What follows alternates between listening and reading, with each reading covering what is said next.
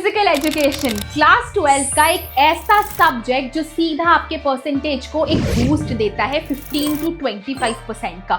बहुत सारे बच्चों के लिए ये 5th सब्जेक्ट होता है, बहुत सारे बच्चों के लिए ये 6th सब्जेक्ट होता है, बट ये दोनों बच्चों के लिए उतना ही जरूरी है क्योंकि फिजिकल एजुकेशन अगर आपने अभी से प्रिपरेशन स्टार्ट कर दी, आपके पास एक बेसिक स्ट्रैटेजी भी है कि आपको फिजिकल एजुकेशन कैसे पढ़ना है, चाहे आपके प्री बोर्ड्स हो, मिड टर्म एग्जाम्स हो या फिर अल्टीमेट बोर्ड एग्जाम्स हो। इस वीडियो में हम फिजिकल एजुकेशन के बारे में बात करने वाले हैं कि एक बेसिक स्ट्रैटेजी क्या है फिजिकल एजुकेशन में 100 आउट ऑफ 100 स्कोर करने की। बोर्ड एग्जाम में बेटा फिजिकल एजुकेशन का एक पैटर्न है जो पिछले 5-10 साल से रिपीट हो रहा है, उन्हीं चीजों से क्वेश्चन आता है, कुछ न्यू नहीं है। तो इस वीडियो में आज हम वही डिस्कस करने वाले हैं। मुझे 99% कैसे आया, आप कैसे ला सकते हो। फिजिकल एजुकेशन क्लास 12 का एक ऐसा सब्जेक्ट जो सीधा आपके परसेंटेज को एक बूस्ट देता है 15 to 25% का। बहुत सारे बच्चों के लिए ये 5th सब्जेक्ट होता है, बहुत सारे बच्चों के लिए ये 6th सब्जेक्ट होता है, बट ये दोनों बच्चों के लिए उतना ही जरूरी है क्योंकि फिजिकल एजुकेशन अगर आपने अभी से प्रिपरेशन स्टार्ट कर दी, आपके पास एक बेसिक स्ट्रैटेजी भी है कि आपको फिजिकल एजुकेशन कैसे पढ़ना है, चाहे आपके प्री बोर्ड्स हो, मिड टर्म एग्जाम्स हो या फिर अल्टीमेट बोर्ड एग्जाम्स हो। फिजिकल एजुकेशन एक ऐसा सब्जेक्ट है जो आप कम से कम टाइम में पढ़कर 100 आउट ऑफ 100 स्कोर कर सकते हो। मैंने खुद भी फिजिकल एजुकेशन में 99 आउट ऑफ 100 स्कोर किया था जब मैं अपनी क्लास 12 बोर्ड्स दे रही थी, वो भी बस लास्ट के कुछ टाइम पे ही पढ़कर, क्योंकि मुझे एक स्ट्रैटेजी पता थी, मुझे ये पता था कि फिजिकल एजुकेशन में इंपॉर्टेंट क्या है, इंपॉर्टेंट चैप्टर्स क्या है, फिजिकल एजुकेशन पढ़ना कैसे है, मतलब एक बेसिक नॉलेज था कि फिजिकल एजुकेशन को डील कैसे करना है। ये बोलना बहुत आसान होता है बेटा कि मैंने लास्ट के 2 दिन पढ़कर फिजिकल एजुकेशन में 99 स्कोर कर लिया, बट बेटा लास्ट के 2 दिन में हमने डेडिकेटेडली फिजिकल एजुकेशन पढ़ा, दिन रात लगाकर फिजिकल एजुकेशन पढ़ा और 99 इसीलिए पॉसिबल हो पाया क्योंकि पहले फिजिकल एजुकेशन ऑलरेडी पढ़ रखा था। चाहे वीक में 1 दिन हो, 2 दिन हो या 3 दिन हो, आधा घंटे, 30 मिनट्स, 45 मिनट्स फिजिकल एजुकेशन को टाइम दिया जाता था ताकि हम प्री बोर्ड्स में, मिड टर्म एग्जाम्स में, पीरियोडिक टेस्ट में या फिर अल्टीमेट बोर्ड्स में ज्यादा खुद को पाइलअप ना करे बर्डन के साथ, एटलीस्ट बेसिक नॉलेज हो फिजिकल एजुकेशन के लिए।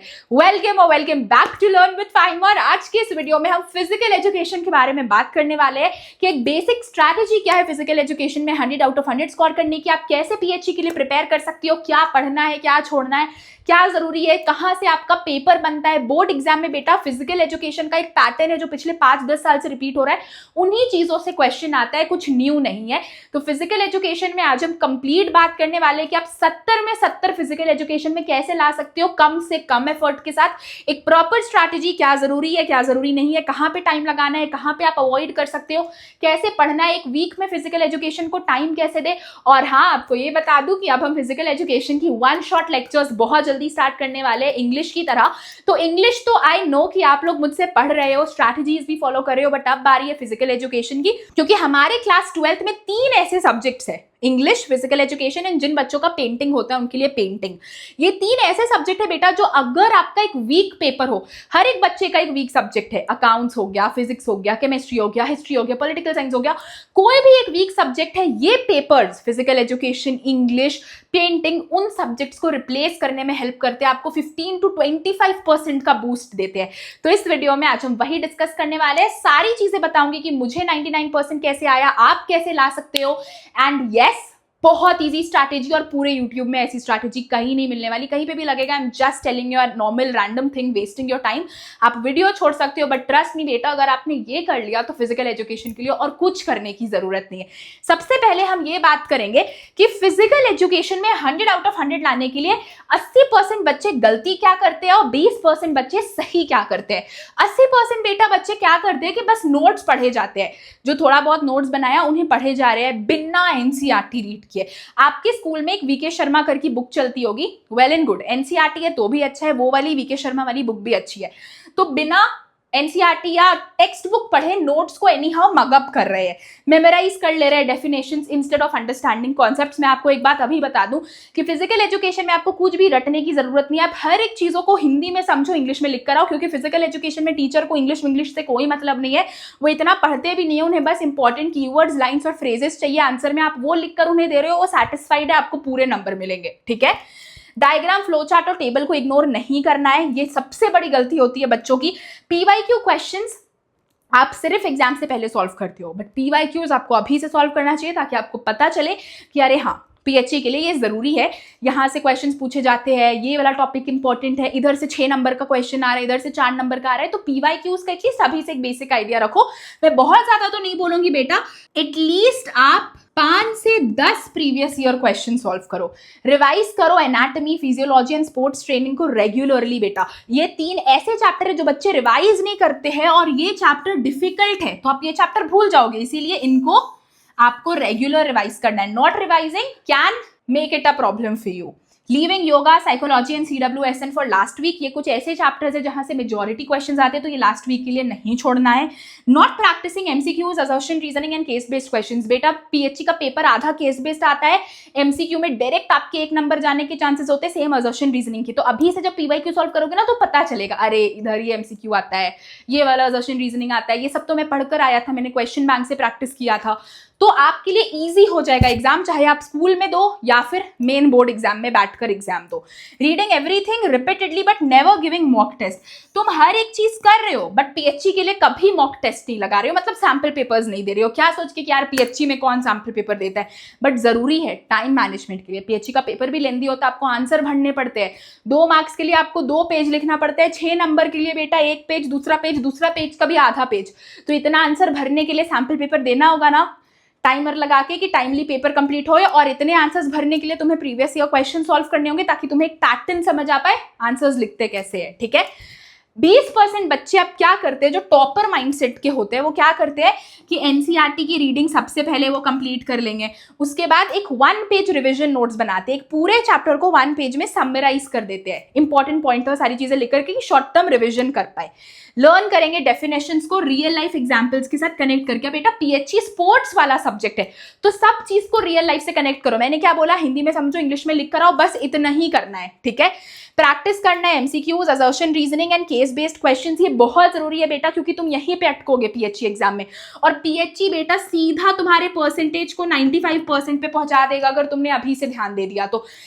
अगर तुम्हें लग रहा है कि तुम्हारा एक पेपर तो बर्बाद होने वाला है, चाहे वो अकाउंट्स हो, फिजिक्स, केमिस्ट्री हो, हिस्ट्री हो, तो तुम अभी से पीएचई पे ध्यान दो, मैं इतना ही बोलूंगी, ठीक है।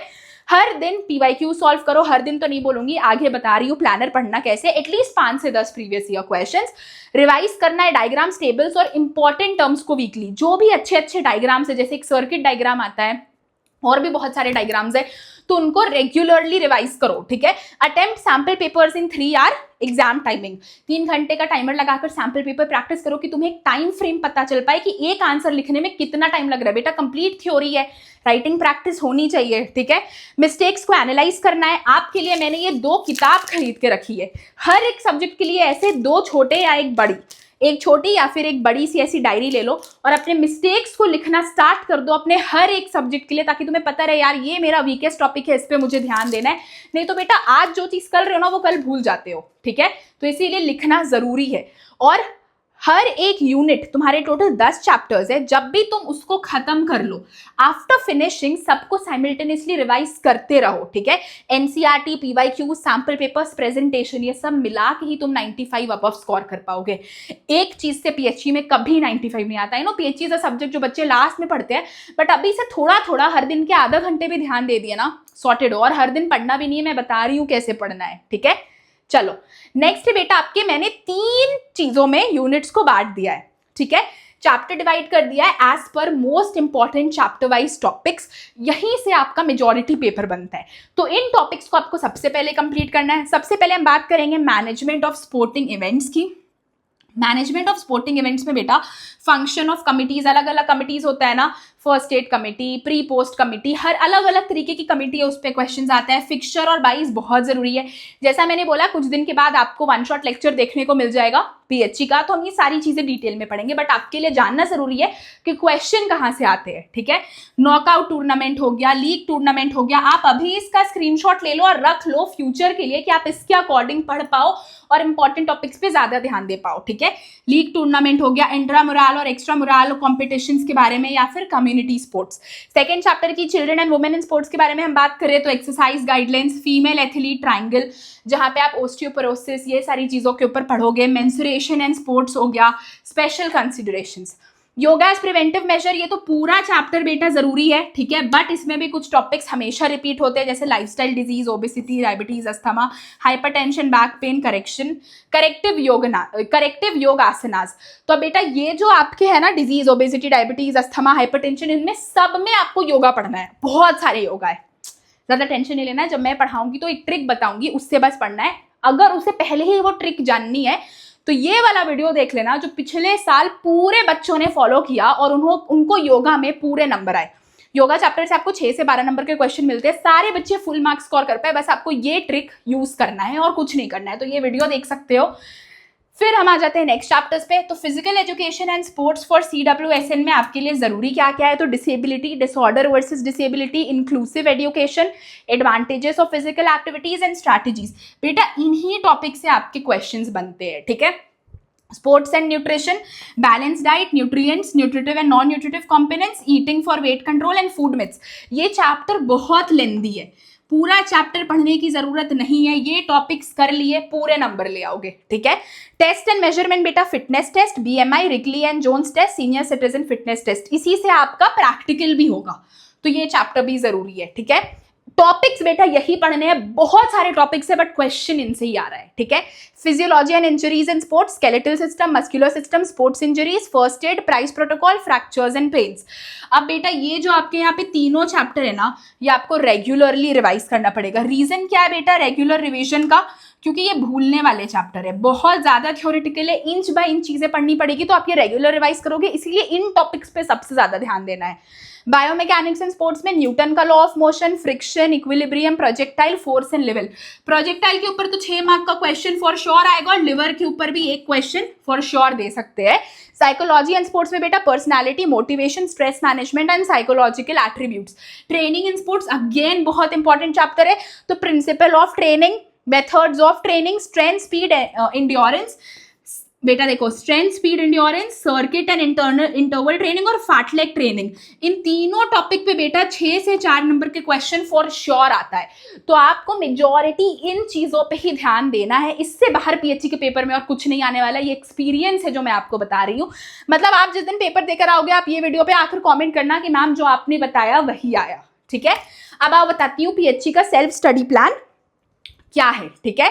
तो गोल्डन फॉर्मूला तो बेटा यही है कि आपको एक यूनिट हर हफ्ते पढ़ना है, ठीक है। NCERT के कीवर्ड्स और डेफिनेशंस पे ध्यान देना है, क्योंकि पूरी पेपर थ्योरी आती है, तो एग्जामिनर को कीवर्ड और लाइंस चाहिए होते हैं। बस हिंदी में पढ़ो, कीवर्ड लाइंस का ध्यान रखो, इंग्लिश में लिख कर आ जाओ। एक पेज का रिविजन नोट्स बना लियो, ठीक है। सॉल्व कर लेना प्रीवियस ईयर क्वेश्चंस और रिवाइज करके सोना 10 मिनट। सोने से पहले जो भी पढ़ा है हर संडे को 10 मिनट रिवाइज करके सो जाओ। 50% NCERT, 30% previous year questions plus sample paper, 20% बेटा आपका MCQ और रिवीजन और एक मॉक टेस्ट। इतना कर लिया तो PHC में 100 नंबर पक्के है। मंडे, वेंसडे, फ्राइडे और संडे, इतने में से अगर आप 4 दिन नहीं भी दे पा रहे हो, कोई 2 दिन चुन लो इनमें से ही और उतना टाइम दे दो, सब सॉर्टेड है, ठीक है। मंडे को बेटा बस 60 मिनट्स, 1 घंटा देना है बेटा दिन के। अब वो वन शॉट लेक्चर यूट्यूब में देख लो या फिर कहीं भी 60 मिनट बस दे दो, ठीक है। एक न्यू टॉपिक पढ़ लो NCERT का, या एक न्यू चैप्टर पढ़ लो, हाईलाइट कर लो इंपॉर्टेंट डेफिनेशंस को और शॉर्ट क्रिस्पी 1 पेज नोट्स बना लो। वेंसडे को भी सेम चीज है, मंडे के टॉपिक को रिवाइज कर लेना है, 20 से 25 MCQ सॉल्व कर लो, प्रैक्टिस कर लो असर्शन, रीजन और केस बेस्ड क्वेश्चंस। तो मैंने ना बेटा आपके लिए एक बहुत रिफ्रेशमेंट रूटीन बनाया है। मेजर पेपर हर दिन पढ़ रहे हो, 60 मिनट बस PHC को दे दो। मंडे को क्या कर रहे हैं हम, रीड कर रहे हैं नए टॉपिक को, इंपॉर्टेंट डेफिनेशंस को हाईलाइट कर रहे हैं और शॉर्ट नोट्स बना रहे हैं। वेंसडे को हम सबसे पहले इस पढ़े हुए टॉपिक को रिवाइज करेंगे, 20 से 25 MCQ सॉल्व करेंगे पढ़े हुए टॉपिक का, असर्शन, रीजन और केस बेस्ड क्वेश्चन सॉल्व करेंगे पढ़े हुए टॉपिक का। फ्राइडे को बेटा हम पूरे PYQs कंप्लीट कर लेंगे इस चैप्टर के, मेमोराइज कर लेंगे सारे इंपॉर्टेंट पॉइंट्स को यूजिंग फ्लो चार्ट। जैसा मैंने बोला फ्लो चार्ट जरूरी है यार। फ्लो चार्ट क्या होता है, ऐसे ऐसे ऐसे ऐसे 2 ठो बादल बना दो, ठीक है। सारी चीजों को बादल के अंदर तुम लिख सकते हो, और फ्लो चार्ट कुछ होता ही नहीं है, ठीक है। सारे डिफिकल्ट डेफिनेशंस को रिवाइज कर लो। अब बेटा ये एक ऐसा प्लानर है ना कि 60 मिनट में प्री बोर्ड आने से पहले पहले तक तुम्हारा PHC पूरा सॉर्टेड हो जाएगा। तुम्हें फिर रिवीजन करना होगा। अब रिवीजन कर रहे हो तो तुम खुद को और स्ट्रांग बना रहे हो, तो यहाँ पे क्या होगा कि तुम्हारा मैक्सिमम टाइम बच जाएगा एग्जाम के लिए। अब एग्जाम का अगर मैं तुम्हें CBSE का पैटर्न बता दूं तो PHC के लिए 1 दिन का छुट्टी देते हैं या फिर देते ही नहीं है, ठीक है, उससे कुछ पहले एक ऐसा पेपर होता है जो बहुत सारे बच्चों का होता है। तो कोशिश करो यार इसको अभी निपटा दे। क्या करना है, डेली के 60 मिनट देने हैं बस, 4 दिन, मंडे वेंसडे फ्राइडे संडे, एक refreshment. Physics chemistry accounts bio पढ़कर बहुत बोरिंग लग रहा है, 60 मिनट पीएचई पढ़ेंगे, स्पोर्ट्स के बारे में पढ़ेंगे, डेट्स इट। और बहुत इंटरेस्टिंग तरीके से मैंने प्लानर बनाया है, आपको ऐसा प्लानर कहीं नहीं मिलने वाला है, ठीक है। संडे को बेटा हम क्या करेंगे, एक यूनिट टेस्ट दे देंगे। बुक के पीछे आपके यूनिट टेस्ट दिए होते हैं, आप जो भी बुक फॉलो करते हो ना वहाँ पे यूनिट टेस्ट होता है, तो यूनिट टेस्ट दे देंगे, एनालाइज करेंगे अपने मिस्टेक को। और जो मैंने आपको ये नोटबुक दिखाया, जो मैंने आपको दिखाने के लिए खरीदा है कि ऐसे नोटबुक खरीद लो, अपनी एरर नोटबुक सारे सब्जेक्ट के लिए एक ही रखो, सब में हेडिंग डाल के लिखो, पीएचई का ये, इंग्लिश का ये, अकाउंट्स का ये, सब के लिए, ठीक है। एरर नोटबुक में अपनी गलती लिख लेंगे, अपडेट करेंगे एरर नोटबुक को, मतलब अब जब वो एरर तुम बार बार नहीं करने लगोगे तो उसको सिंपली काट देना कि चलो अब मुझे इस एरर की जरूरत नहीं है, और रिवाइज करेंगे अपने प्रीवियस चैप्टर को। तो ये तुम पूरा स्क्रीनशॉट ले लो कि कैसे पढ़ना है, ठीक है। बस इतना कर लिया, यू आर ऑल सॉर्टेड। अब बेटा प्रायोरिटी क्या है तुम्हारा, जहां से तुम्हारा पीएचई का 95% पेपर आने वाला है, 5% पेपर इधर उधर कुछ अलग से सीबीएसई क्वेश्चन दे देगा, नहीं तो तुम्हारा पूरा 95% पेपर यहीं से आने वाला है। मान लो 100% पेपर, ठीक है। आपको बस इन चीजों पे ध्यान देना है, training in sports, physiology and injuries in sports, biomechanics, test and measurement in sports, और स्पोर्ट्स और न्यूट्रिशन। इसी से बेटा तुम्हारा 35 से 40 मार्क्स सिक्योर हो जाता है, इसी से 35 से 40 मार्क्स। अब इन चैप्टर्स के मैंने तुम्हें इंपॉर्टेंट टॉपिक्स ऑलरेडी बता दिए पहले वाले स्लाइड्स में, तो वो पढ़ना है। 40 नंबर यहीं से आ गए। मैनेजमेंट ऑफ स्पोर्टिंग इवेंट्स तुम्हारा पहला chapter, children and women in sports दूसरा chapter, physical education for CWSN चौथा चैप्टर है, और साइकोलॉजी एंड स्पोर्ट्स शायद 7वां चैप्टर है। इन चैप्टर से बेटा तुम्हारे 25 नंबर बन जाएंगे। इनके भी टॉपिक्स बता दिए, बस वो पढ़ लेना है। तो पहले प्रायोरिटी 1, इनको तो एनी हाउ स्किप नहीं करना है, ये स्टार मार्क्स है बेटा। मेजॉरिटी पेपर तुम्हारा यहीं से आने वाला है, इनको ऐसे भी स्किप नहीं करना है। फिर तुम ये चैप्टर करोगे और आखिरी में तुम ये चैप्टर पढ़ सकते हो। क्या है, yoga as preventive measure. Revise कर लो डेफिनेशंस और keywords, diagrams of flow charts, case based questions, that's it, और कुछ करने की जरूरत नहीं है। आखिरी काम क्या रहेगा, योगा एकदम आखिरी में पढ़ना, मैंने जो ट्रिक बताया है उससे रिवाइज कर लेना सारे डेफिनेशंस और कीवर्ड्स को, डायग्राम्स और फ्लो चार्ट्स को, सारे case based questions, assertion, reason. इतना कर लिया तो 10 से 15 नंबर तो ऐसे ही बन जाएंगे यार। 18 नंबर के तो तुम्हारे MCQ ही आते हैं, तो सारे MCQ को अगर अभी से प्रैक्टिस करोगे तो तुम्हें एक आइडिया लग जाएगा कि कैसे चीजों को सॉल्व करना है, कहाँ से क्वेश्चन आ रहा है, असर्शन, रीजन कैसे आते हैं, केस बेस्ड कैसे आते हैं, क्योंकि 6 नंबर में तुम्हें यूजुअली केस बेस्ड टाइप का क्वेश्चन दिया जाएगा। तो अभी से तुम्हारी एक फुल ऑन प्रैक्टिस हो जाएगी। अब ये सब करोगे कहाँ से PYQ लगाओगे, कहाँ से MCQ बनाओगे, कहाँ से क्या बनाओगे, तो आपके लिए मेरे पुराने बुक्स की तरह, जैसा मैंने आपको ऑलरेडी बताया है कि मैंने आपके लिए पूरी एक कॉमर्स की सेगमेंट लॉन्च की थी, accounts, BST, English and economics. मैंने आपके लिए सारी बुक्स लॉन्च की इतने ईजीएस्ट पॉसिबल लैंग्वेज में, जिसमें आपको नोट्स मिलते हैं, खुद के टेस्ट लेने के लिए स्कैनर्स मिलते हैं। आपके लिए बहुत मेहनत से ये बुक बनाई थी बच्चों के पर्सपेक्टिव से, ताकि आपको पूरे सेशन में कुछ करना ना पड़े, एक मिनट वेस्ट ना हो, एक नंबर ना कटे, आपके लिए मैंने ये बुक बनाई। इस बुक के अंदर बेटा आपको हर एक चैप्टर के नोट्स दिए गए, डिटेल्ड नोट्स, जैसा कि आप दे सकते हो। हर एक चैप्टर के नोट्स दिए गए, डिटेल्ड नोट्स, क्वेश्चन पॉइंट्स कि बच्चे जहाँ पे गलती करते हैं वहाँ पे वो अटके नहीं, इसलिए पहले ही उन्हें क्वेश्चन पॉइंट्स देकर हाईलाइट कर दिया, इंपॉर्टेंट बताया कि हाँ ये इंपॉर्टेंट है, ये इंपॉर्टेंट है। हर एक चैप्टर के 10 साल से ज्यादा के previous year questions, NCERT book के क्वेश्चंस, तुम्हारे रेगुलर टेक्स्ट बुक के क्वेश्चंस। तो कॉमर्स की तो पूरी रेंज हमने लॉन्च की थी। साथ ही इंग्लिश हर वो बच्चे के लिए जिनका इंग्लिश है, यूजुअली क्लास 12th में सबका होता है, साइंस, कॉमर्स, ह्यूमैनिटीज। इंग्लिश की बुक में बेटा आपको टॉपिक नोट्स मिलते हैं, डिक्शनरी मिलती है फैंसी वर्ड्स, कीवर्ड्स के लिए, जिनको आप आंसर में लिख कर आ पाओ। टॉपर का कॉर्नर मिलता है कि आप टॉपर्स जैसे आंसर्स लिख कर आओ। किसके जैसे आंसर्स? टॉपर्स जैसे। चाहे लेटर राइटिंग हो, जॉब एप्लीकेशन हो, सबका नीट एंड क्लीन फॉर्मेट आपको इंग्लिश के लिए भी मैंने दिया था, ठीक है। हर एक चीज का बेटा एक नीट एंड क्लीन, देखो मार्किंग किए गए कि कब कौन सा क्वेश्चन आया है, सारी इंपॉर्टेंट चीज आपको दी गई थी। हर एक कैरेक्टर्स को इंग्लिश में ब्रीफ तरीके से समझाया गया था। मतलब एक ऐसी बुक जो मार्केट में हर एक दूसरी बुक से 10x एक्स्ट्रा फीचर्स रखती है, ठीक है। टॉपर्स कॉर्नर में बेटा आपको एक एक चीज बताया गया कि टॉपर्स आंसर कैसे लिखते हैं। हर एक पोएम को देखो डिटेल में समझाया गया कैरेक्टर्स के साथ। ये रहे बेटा टॉपर्स कॉर्नर। टॉपर्स कैसे आंसर लिखते हैं, टॉपर्स को कैसे इतने अच्छे नंबर आते हैं, तुम उनकी तरह आंसर लिख पाओ, हर एक चीज़ को ध्यान में रखते हुए हमने ये इंग्लिश की भी बुक बनवाई थी, ताकि कॉमर्स वाले स्ट्रीम के साथ साथ बाकी स्ट्रीम के बच्चे भी इंग्लिश पढ़ पाए और मेरी बुक से टॉप कर पाए। अब इंग्लिश के ही तरह ही फिजिकल एजुकेशन लॉन्च कर दिया है, जिसमें आपको प्रीमियम स्टडी विजुअल्स मिलते हैं और पूरा चैप्टर मिलता है। मतलब अगर आपने ये बुक खरीद ली तो आपको एनसीईआरटी पढ़ने की जरूरत नहीं, अपनी नॉर्मल टेक्स्ट बुक पढ़ने की जरूरत नहीं, इससे पढ़ो, अभी से लेकर के एंड तक 100 मार्क्स लिख के ले लो कि आ जाएंगे। टॉपिक नोट्स है, ऑब्जेक्टिव क्वेश्चन है, case based question, subjective question मतलब short answer question, long answer question, 3 marker, 2 marker, 4 marker, 6 marker, सारे टाइप के क्वेश्चन है बेटा। आप यहाँ पे देख सकते हो कि आपको क्या क्या मिल रहा है। ऑब्जेक्टिव क्वेश्चंस मिल रहा है 1 मार्कर के, सारे देखो पिक्चर बेस्ड क्वेश्चंस हो गए। रेगुलरली जो क्वेश्चन सीबीएसई रिपीट कर रही है वो मिल रहा है। जैसा मैंने आपको बोला क्वेश्चन पॉइंट्स, बच्चे अक्सर कहाँ अटकते वो दिया हुआ है। रिलेटेड थ्योरी, अगर एक टॉपिक नहीं समझ आ रहा है उसका थ्योरी क्या है आपको वो समझाया जाएगा इजीएस्ट पॉसिबल लैंग्वेज में। सीबीएसई के टैगिंग दी गई है कि कौन कौन से क्वेश्चंस रिपीट हो रहे हैं। पिक्चर बेस्ड क्वेश्चन हो गए बेटा, हर एक चैप्टर का टॉपिक वाइज एक्सप्लेनेशन जो कहीं नहीं मिलता है। सो हर एक चीज को देखते हुए आपके लिए ये बुक बनाई गई है ताकि आप अपने बोर्ड एग्जाम में टॉप कर पाओ। और मैं राइटिंग में दे सकती हूँ, इस बुक से ज्यादा आपको कहीं फीचर्स नहीं मिलने वाले। मतलब जो भी मैंने बुक लॉन्च की है, आप कॉमर्स के बच्चे आप पूरी सेगमेंट खरीदो, आप साइंस और ह्यूमैनिटीज के, आप इंग्लिश और फिजिकल एजुकेशन लेकर टॉप कर लोगे। Take me this in writing, ठीक है। लिंक डिस्क्रिप्शन बॉक्स में बेटा, आप LWF कोड यूज कर सकते हो। और अभी back to school study sale चल रहा है, जिसकी वजह से आपको एडिशनल 40% डिस्काउंट मिल जाएंगे। लिंक डिस्क्रिप्शन बॉक्स में, वेट मत करना। एटलीस्ट अगर आप कॉमर्स के बच्चे नहीं हो, कॉमर्स के बच्चे तो ऑलरेडी बंडल्स खरीद चुके हैं, फिजिकल एजुकेशन अभी लॉन्च हुई तो आप PHE भी खरीद लो। साइंस और ह्यूमैनिटीज के बच्चे बेटा आप इंग्लिश और PHE की बुक ले लो। ये दोनों में अगर आपको 100 आ गए ना, आपका परसेंटेज सॉर्टेड है, ठीक है। क्योंकि ऐसा तो नहीं होगा कि आप फिजिक्स केमिस्ट्री मैथ्स या फिजिक्स केमिस्ट्री बायो तीनों सब्जेक्ट में खराब हो गए, एक सब्जेक्ट ही खराब होता है, राइट। पॉलिटिकल साइंस हिस्ट्री सारी तो नहीं खराब होगी, कुछ एक ही खराब होते हैं, तो ये 2 पेपर बैलेंस कर लेते हैं। इससे ज्यादा आपको और कुछ करने की जरूरत नहीं है। लिंक्स डिस्क्रिप्शन बॉक्स में। बैक टू स्कूल ऑफर चल रहा है, 40% डिस्काउंट है बेटा। कोड लगाओ LWF और डिस्काउंट लगाओ और डिस्काउंट पाओ, ठीक है। And you are all sorted, आपको और कुछ करने की जरूरत नहीं है, ठीक है।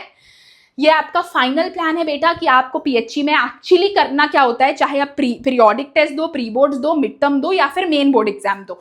मेजर प्लान क्या होता है वो समझो कि एक्चुअली में मेजरली एग्जाम में करना क्या होता है, हम कैसे PHE के पेपर को क्रैक करेंगे। तो पहले के जब आपको 15 मिनट मिलते हैं, इनिशियल 15 मिनट्स रीडिंग टाइम, तो उसमें बेटा पूरे क्वेश्चन पेपर को रीड कर लो और MCQs को अटेम्प्ट कर लो। MCQ को बेटा अटेम्प्ट इसलिए बोल रही हूं कि आपका 15 मिनट में सारे MCQs हो जाएंगे।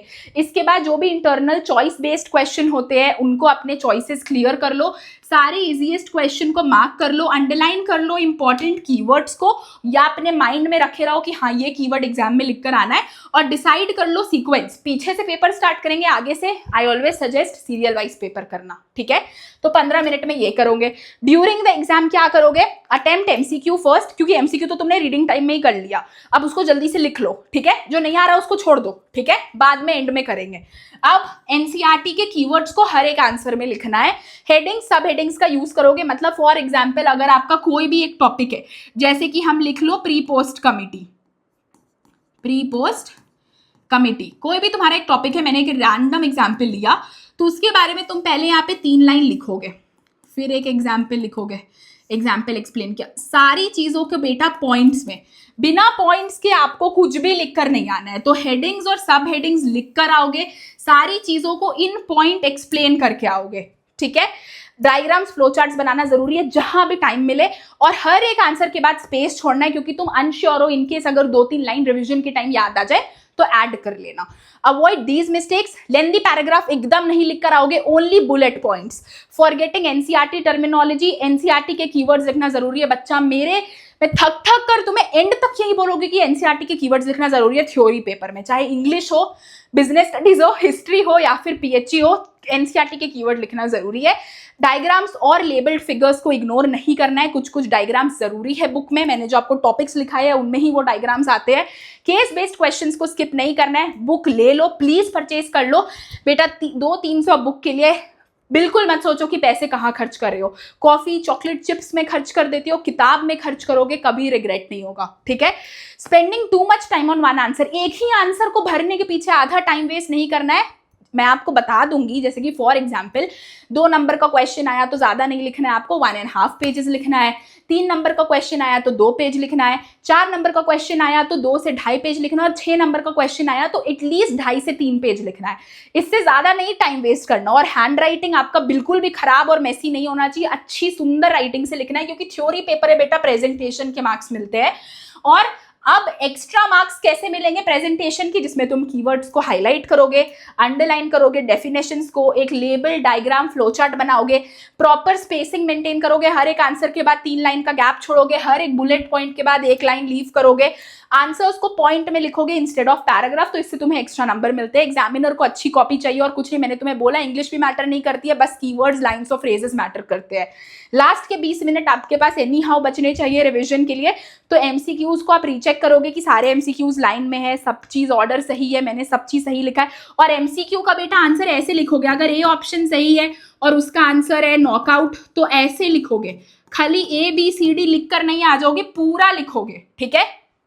वेरीफाई करोगे सारे क्वेश्चन नंबर्स को कि मैंने सारा क्वेश्चन नंबर सही लिखा है नहीं लिखा है, सब चीज सीक्वेंस में है नहीं है, बाद में भी कोई क्वेश्चन अटेम्प्ट किया है तो उसको सही से मार्क किया है, हर एक सब क्वेश्चन अटेम्प्ट किया है कि नहीं, अगर 13 क्वेश्चन है उसके 3 पार्ट्स है तो तीनों पार्ट्स अटेम्प्ट किया है कि नहीं, डायग्राम्स लेबल्ड है या नहीं, 5 मार्कर वाले क्वेश्चंस और आंसर्स को प्लीज 2 से 3 बार रीड कर लेना। कुछ भी लंदर फंदर लिखकर नहीं आना है कि चलो हिंदी में पढ़ लिया, इंग्लिश में जो तो भर देंगे, वो नहीं भरना है। कीवर्ड, लाइंस, फ्रेजेस के साथ लिखना है और एटलीस्ट आप 2.5 पेज लिखोगे तो ही 5 नंबर मिलेगा, नहीं तो नहीं मिलेगा, ठीक है।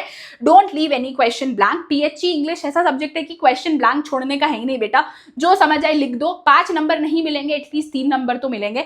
तो आपको बस ये चीज याद रखनी है। और फिजिकल एजुकेशन की कंप्लीट स्ट्रैटेजी यही है। अब हम क्लासेस भी स्टार्ट करने वाले हैं, तो आपको बस रोज लाइव क्लास में आकर अटेंडेंस लगाना है, हर दिन एक चैप्टर कंप्लीट करना, और ऐसे करते करते आपके बोर्ड्स तक पूरे 10 यूनिट कंप्लीट हो जाएंगे और आप 70 में 70 ले आओगे इस स्ट्रैटेजी को फॉलो करके। वीडियो थोड़ी सी भी पसंद आई होगी, बुक अच्छी लगी होगी तो बुक ऑर्डर कर लेना, और वीडियो थोड़ी सी भी पसंद आई होगी तो लाइक, शेयर, सब्सक्राइब कर देना, बेल आइकन प्रेस कर देना कि हर एक बच्चे फिजिकल एजुकेशन में 100 स्कोर करे और अपने परसेंटेज को 15 से 25% इंक्रीज कर दे। मिलते हैं अगली वीडियो में। और अगर अभी तक आपने इंग्लिश की स्ट्रैटेजी वीडियो नहीं देखी तो देख लेना, मैं यहाँ पे लिंक कर दूंगी, क्लिक करके देख सकते हो। मिलते हैं अगली वीडियो में, तब तक के लिए बाय बाय, टेक केयर।